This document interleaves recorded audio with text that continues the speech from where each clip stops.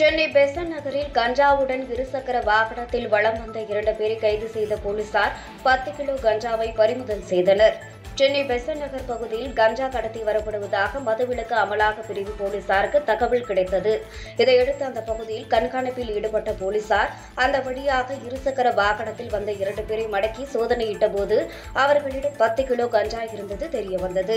இருவரையும் கைது செய்த மதுவிலக்கு அமலாக்க பிரிவு போலீசார் அவர்களிடமிருந்து 10 கிலோ கஞ்சா, இருசக்கர வாகனம், எடை மிஷின், செல்போன் ஆகியவற்றை பறிமுதல் செய்தனர்.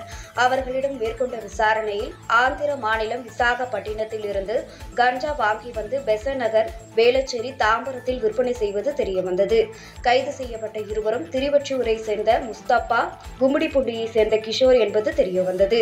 இவர்கள் மீதும் ஏற்கனவே கஞ்சா வழக்கு நிலுவையில் உள்ளது குறிப்பிடத்தக்கது. கைது செய்யப்பட்ட 2 பேரும் நீதிமன்றத்தில் ஆஜர்படுத்தப்பட்டு சிறையில் அடைக்கப்பட்டனர்.